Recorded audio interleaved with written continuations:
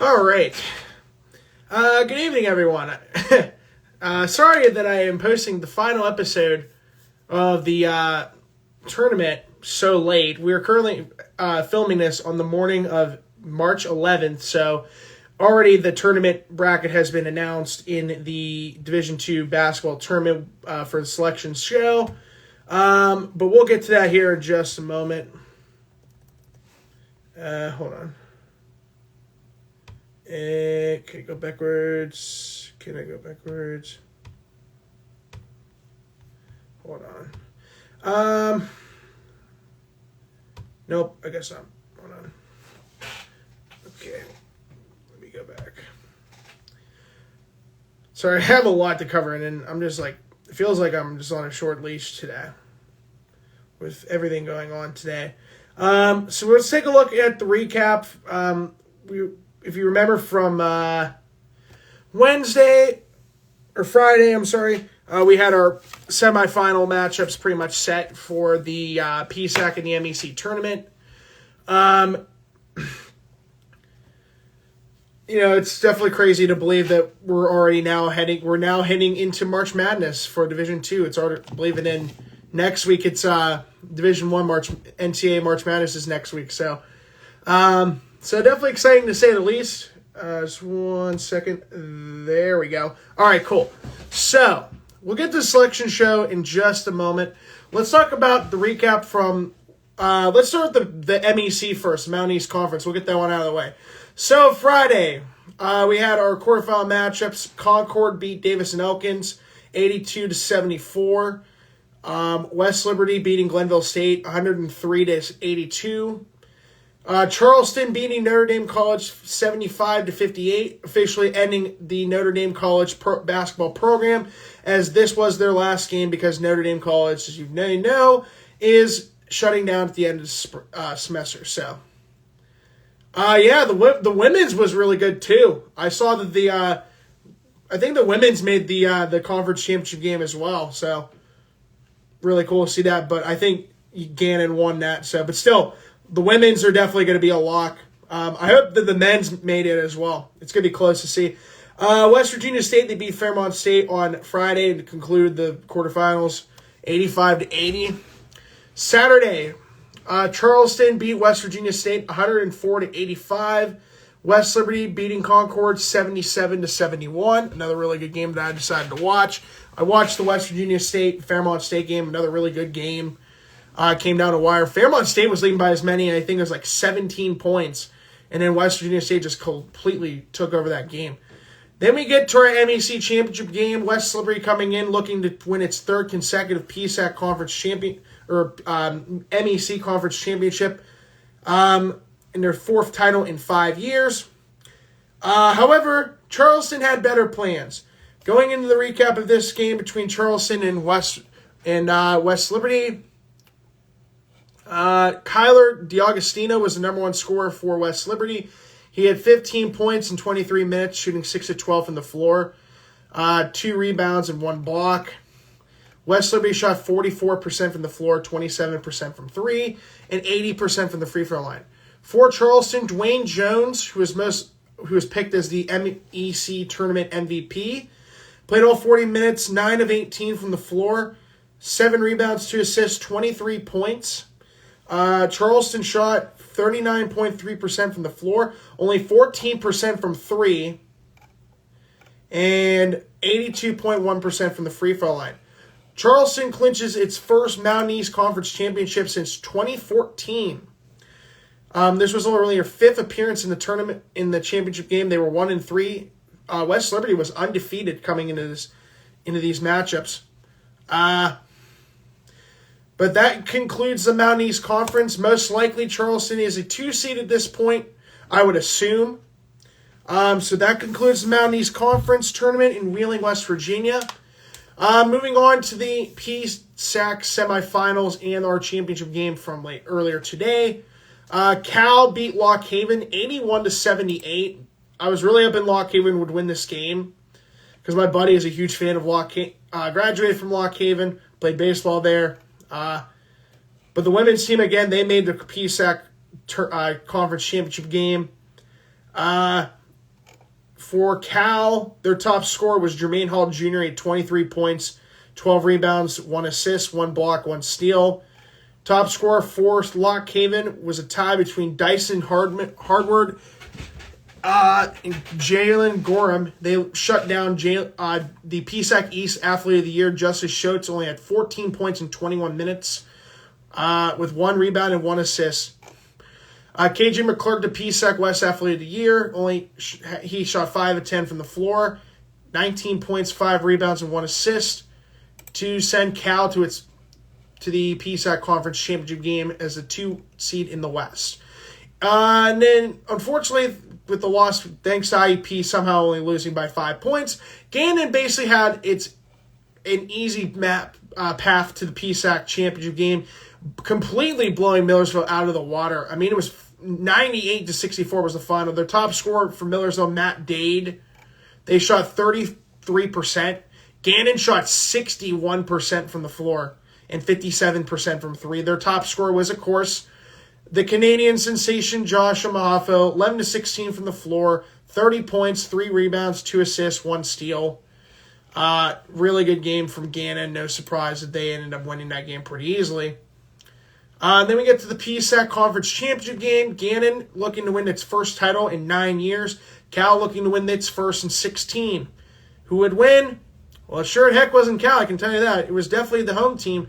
Gannon secures the PSAC Conference Championship for the first time since 2015, winning 89-74. KJ McClurg was the number 1 scorer for Cal. He had shot 7 of 15 from the floor, 3 of 9 from three-point range, 20 points, 2 rebounds, 4 assists, 1 steal. Bryson Lucas, the Defensive Player of the Year in the PSAC West, 7 of 14 from the floor, 18 points, 9 rebounds, 0 assists. Jermaine Hall Jr. had 12 points, 15 rebounds, and 3 assists in 36 minutes. Cal shot 38% from the floor, 19% from 3, and 80% from the free throw line. Gannon shot 46% from the floor, 43.5% from the free throw line, and 86% from the 43.5% from the three-point range, and 86% from the free throw line. Top scorer again was Josh Mhatha, 22 points, 5 of 11 from the floor, hit all 11 of his free throw attempts, 22 points, 6 rebounds, 2 assists, 1 steal. With that, Gannon's incredible performance in this season earned him from 3-23 last season, and then Jordan Fee, who will most likely be the National Coach of the Year. He was already the PSAC West Coach of the Year. Now I'm thinking he's going to win it. They went from 3-23 last season to now 29-2, and Josh Mhatha won PSAC Tournament MVP, which was no surprise. So yeah, that concludes the PSAC tournament. Now let's get to the moment we've all been waiting for: Selection Sunday.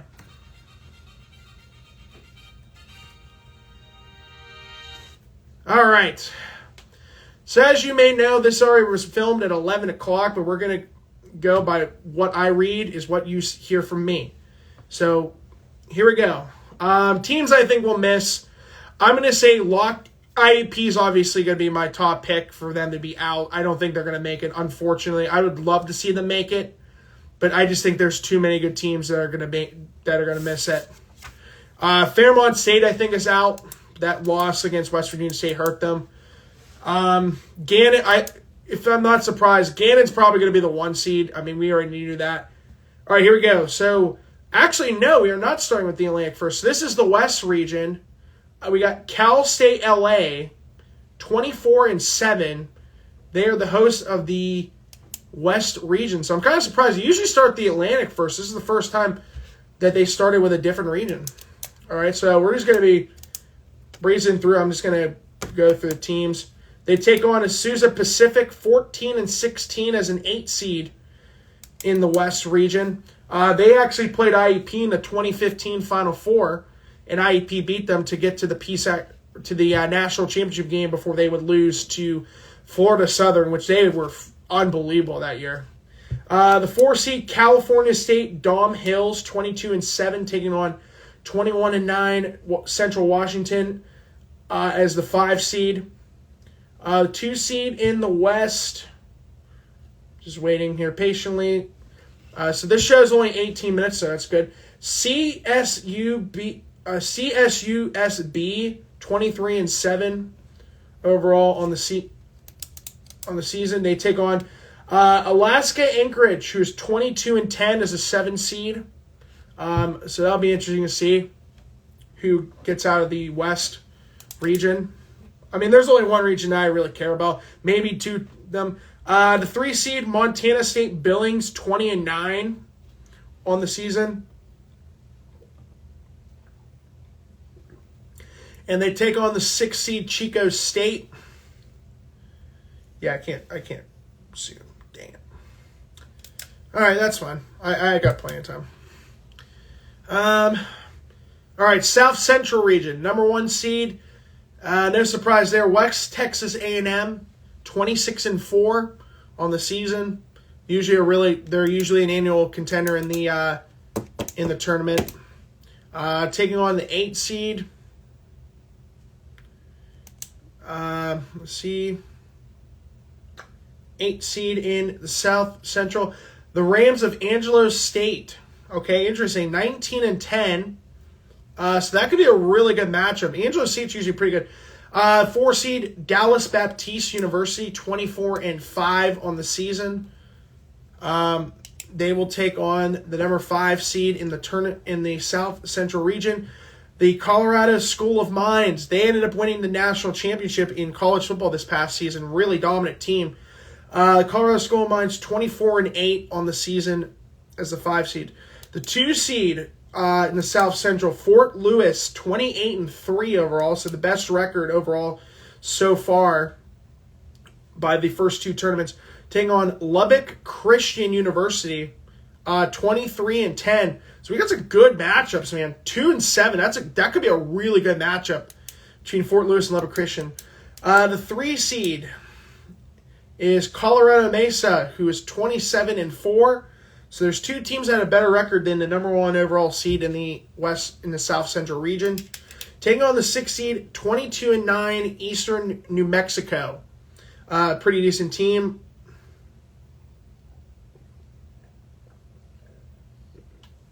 I'm like thirsty today.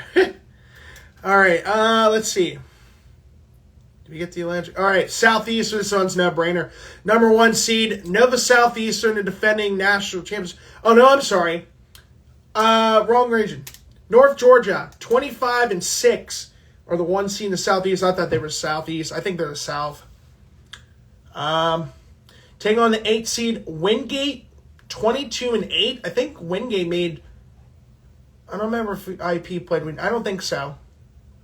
But yeah, Wingate, 22-8. So that could be a good matchup. 4 seed Catawba,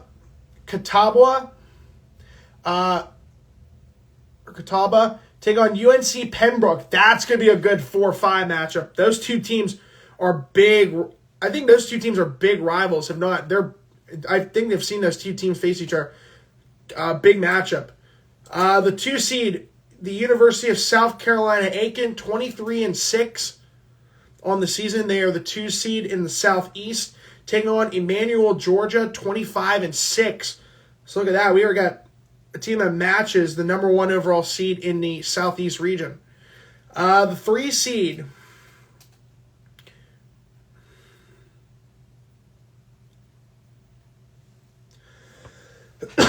Excuse me. It's going by really slow. They're just talking about it. All right, here we go. The Railers of Lincoln Memorial, they usually are a top 3 team in the Southeast every year. Usually a top 15 team in the country. So no surprise. They're 24-8 on the season for Lincoln Memorial. They're taking on 20-9 Lander University, the 6 seed in the Southeast. So far we have 24 teams, only 40 teams left to go. And South region, okay, here we go. This is Nova Southeastern without a doubt. There we go. Nova Southeastern, 27-2. I think they were the number 1 team and are still the number 1 team in the country. The defending national champions. No surprise that they ended up being the 1 seed. Probably one of your big contenders for the national championship. Taking on Benedict, who is 23-7. I'm thinking Nova Southeastern is probably going to make it out of the South, which wouldn't be surprising. The number 4 seed, Alabama Huntsville. Actually, that might be another different story. Alabama Huntsville, 21-10 on the season. And their most recognizable alumni was Cam Talbot, who played hockey for them. Taking on the 5 seed, Embry-Riddle, Florida, 21-9. And then the 2 seed, West Georgia, 26-5 on the season.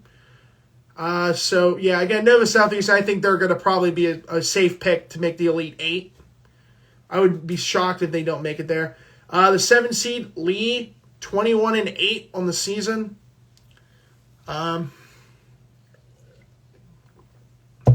Speaking of Florida Southern, they are the 3 seed in the South, 21-9. The Mocs, who were the 2015 national champions. He defeated IUP in the national championship game.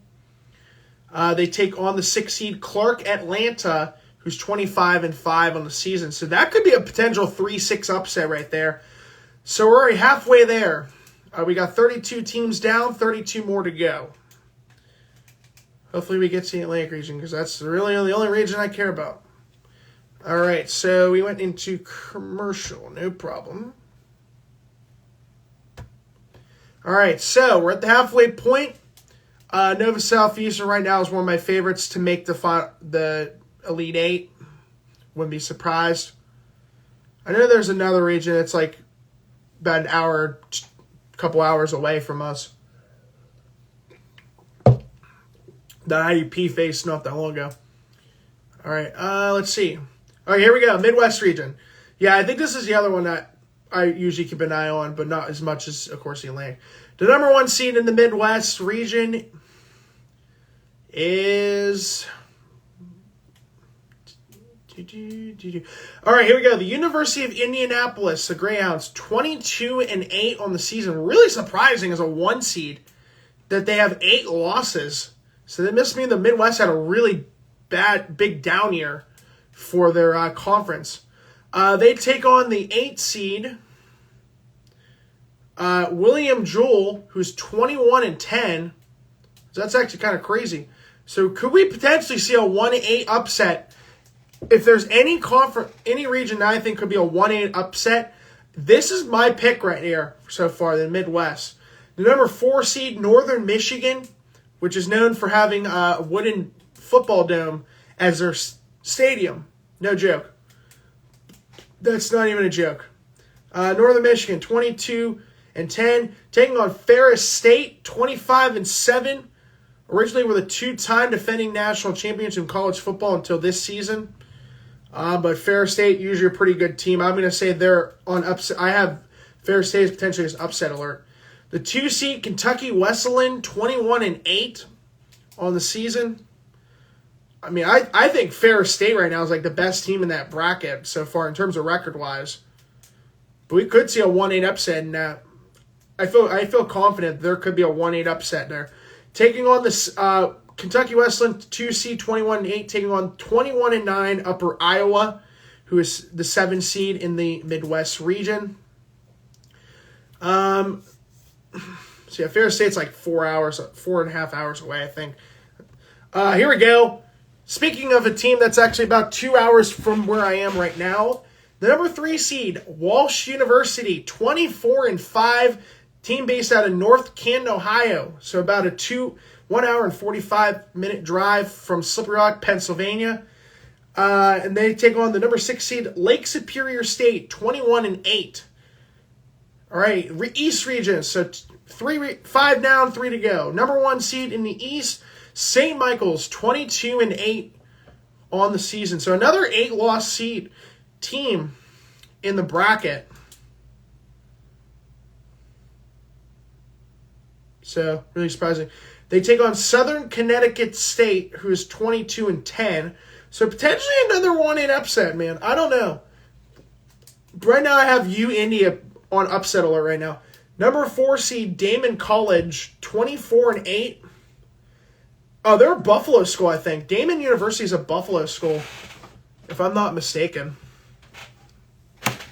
They take on the number 5 seed, Jefferson. I'm going to look that up while I have time. Damon University is... Oh, no, I'm wrong. It's in Brooklyn, New York. I thought it was in Buffalo for some reason. I know. The 2 seed, IUP, saw this team earlier this year, and they lost them by 17 points. No surprise they made it. St. Thomas Aquinas, 25-5. I actually like them coming out of the East region. No joke. With the best record overall. They take on Post, who's 20-9 as a 7 seed. So yeah, St. Thomas Aquinas, really good team on the year. Yeah, who knows? I guess time will tell. 3rd seed in the East region, Southern New Hampshire, 21-10. God, this show's almost over. We only have 16 teams left. So they might start the Atlantic last. That's kind of crazy. Usually they don't do that. They usually go Atlantic first. The 6th seed, Bloomfield, 22-9. So potentially we see some upsets in the East. All right, they're going to... Okay, good. So they're going to finish with the Atlantic region last. Good, they saved the best one for last. Usually they always start that one first. Thank God. All right, number 1 seed in the Central region is the Minnesota State Mavericks, best known athlete from that school. Good old Adam Thielen of the Minnesota, played for the Vikings, and now is in Carolina. The Minnesota State 29-2 on the season, taking on the 8 seed Arkansas Tech, who's 25-6. Really good 8 seed right now. So we've got some good 1-8 matchups right now. This is could be a really good matchup. Minnesota State and Arkansas Tech. The 4 seed MSU Moorhead, 24-5, taking on my favorite team in Kansas.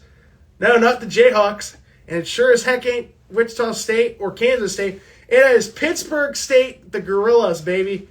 I freaking love that team name. They were a really good football team this past season. No surprise in the 2 seed, Northwest Missouri State. They were originally the 3-time defending national champions before somehow losing in the round of 32 last year, which was really surprising. I don't remember who they freaking lost to. They take on the 7 seed Southwest Minnesota State. And then the 3 seed, now they're a D1 hockey program, really good D1 hockey program, Minnesota Duluth, 25-6 on the season. And they take on the number 6 seed Fort Hays State. I think that's who they lost to last year, actually.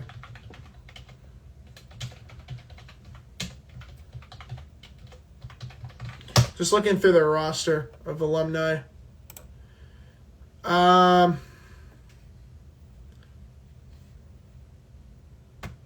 So before we get to the Atlantic region, I just want to look up some of the notable names of Minnesota Duluth's history.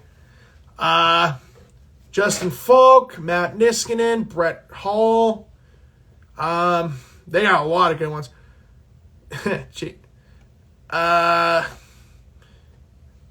Just trying to see. They have a good amount of players that came from there. Like a lot of backup players. But yeah, pretty cool. Yeah, but Brett Hall was their most notable alumni from that program. Alex Iafolu, Carden Susi, JT Brown, Neil Pionk. Yeah. Anyways. All right. We saved the best one for last, and I'm not going to waste any more time. Let's get to the Atlantic region. We already know who the 1 seed is. This is a no-brainer. Number 1 seed in the Atlantic region, it's Gannon. We already knew that one. 29-2 on the season. Of course, they have to use the IEP game for that one. That doesn't make me mad at all. You know what I mean?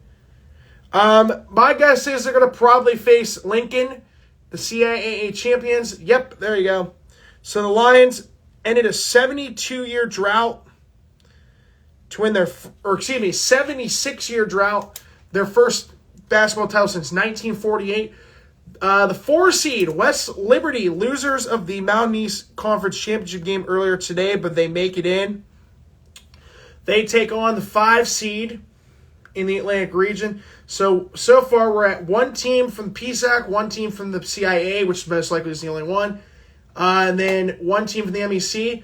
And now the number 5 seed out of the PSAC, Millersville, 24-6 on the season, lost in the semifinals to Gannon. The 2 seed. Now this is interesting. We actually have 2 teams co-hosting because Gannon's women's team also won today. That means that Gannon's women's and men's teams both got the 1 seed. Now this happened before. It was supposed to happen in 2020 when IEP's women's and men's basketball teams both won the conference tournament, and they both had to co-host at the KCAC. So, what does this mean? Well, the 2 seed, California, the Vulcans, somehow did not drop to 3, which was really surprising.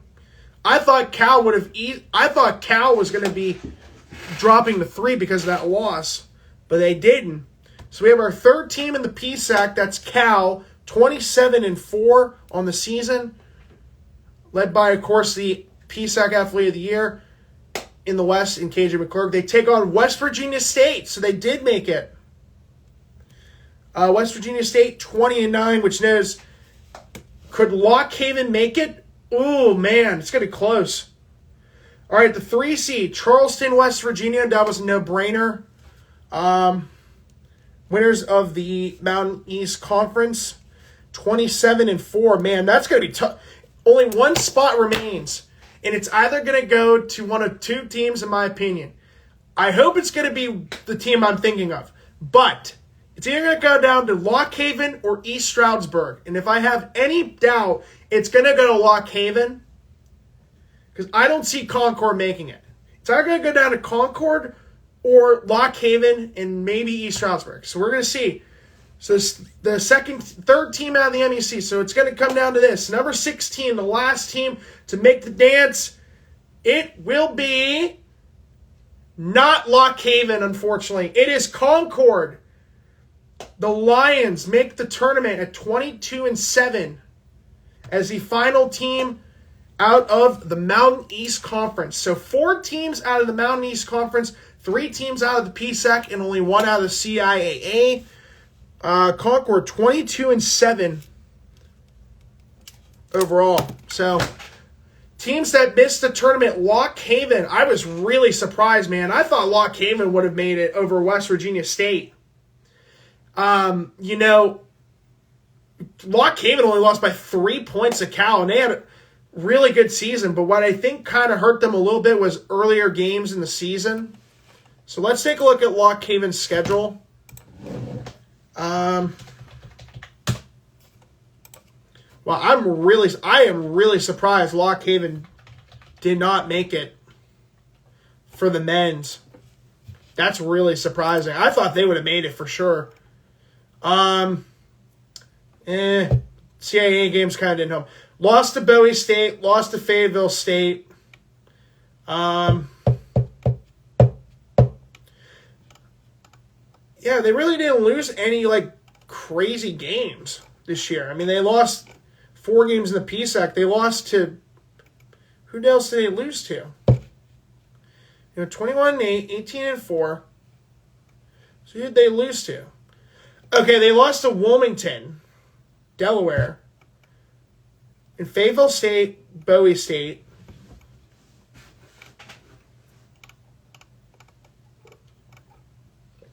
Yeah, I guess that's it. Wow, I'm really surprised that Lock Haven did not make the tournament. They were a 1 seed in the East.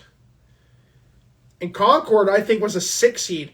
So East Stroudsburg didn't make it. IEP didn't make it. Lock Haven, I think, should have made it over West Virginia State. I honestly think that. That's the problem with the Mountain East Conference. It's just so, I don't know. I really don't like the West Virginia State pick. Lincoln was going to make it. They were an auto bid at that point. I mean, they were going to be the 8th seed no matter what. But, I feel bad for Lock Haven, man. I thought they would have made it. Why the heck not? We got time. I'm going to cover the women's, the Atlantic. If we have to, I'm going to do that real fast. Because I really want to see who made it out of the Atlantic region. I mean, Gannon, we know, got the 1 seed because Gannon and Cal are co-hosting games. So I got to figure that out. Post that on Twitter here shortly. Yay. But, again, really surprised by some of these selections. I mean, again, West Virginia State, they lost by 19 to Charleston, who was the number 3 seed. But, you know, Concord, I don't know how I feel about that selection. I don't know. I think it was kind of stupid, but... All right, let's see. Hopefully they get the Atlantic region out of the way, so I have to wait 20 minutes. Actually, I can just look on... well, I guess we'll see. Hold on. If not, then I'm going to find a way to find it. Because I know for sure it's on Twitter, I'm assuming. I can just look at the bracket. Yeah, I'll just look at the bracket. Let's take a look. Come on. Come on. Come on. Here we go. And I have to see if they the times changed for the PSAC conference tournament. I guess we're gonna find out here shortly. Let's see. Bracket. Here we go. All right, here we go. Let's take a look. Here we go. The 1 seed, Gannon, made it. They take on West Virginia State, who was the 8 seed. These games are on Friday in Erie at 2:30. First game at 12, which is the 4 seed Lock Haven. They made it in. So, again, congrats Lock Haven for making it. Hopefully they will do well. They take on the 5 seed Cal. And then Gannon, West Virginia State, 2:30. 5 o'clock, you have 3rd seed Fayetteville State taking on 6 seed IUP. So the women's made it in. Congrats to them on their success in their second year under Coach Carney. Good for them. And then at 7:30, you have the 2 seed Fairmont State taking on 7 seed Westchester. So that's kind of surprising. Glenville State, I think, was the two years ago were the national champions in the from the Atlantic Region tournament. So really surprising that they didn't make it this year. Kind of a bummer. Yeah, Fairmont State, I think, was the tournament champions in the MEC over I don't remember who it was.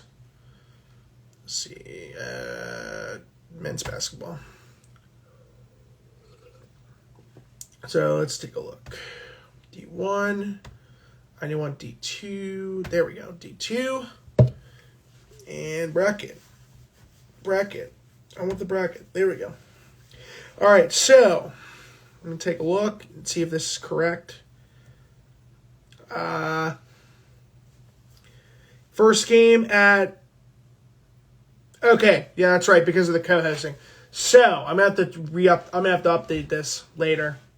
So I'm assuming that Charleston and Concord are going to Cal, along with, let me see. Yes. Hammer Hall? What? No way. It's a Convocation Center. Get out of here. Anyways, so Gannon and Lincoln play at 5 o'clock on... So there are games Friday. Okay, interesting. Never mind. Looks like I might be going to Erie on Friday. Who knows? Even though that game is probably going to be garbage. Friday. At 5, you got Gannon and Lincoln, and then West Liberty at Millersville. West Liberty hosting Millersville at 7:30. Then at Friday at 5 p.m. Eastern Standard Time, Cal hosting West Virginia State, and they're hosting the one part of the bracket. And then Charleston taking on Concord. So that'll be interesting to write that down. So half the games are being played in Erie, and the other games are being played in California. So that'll be interesting. Anyways, that will conclude our special episode for tonight. I'll probably do a recap on Wednesday. Actually, no, I can't. Too far. Probably we'll do a recap on Saturday night heading into Sunday. We'll do a preview for Sunday's games, and then probably do Monday. And then Wednesday will probably be it.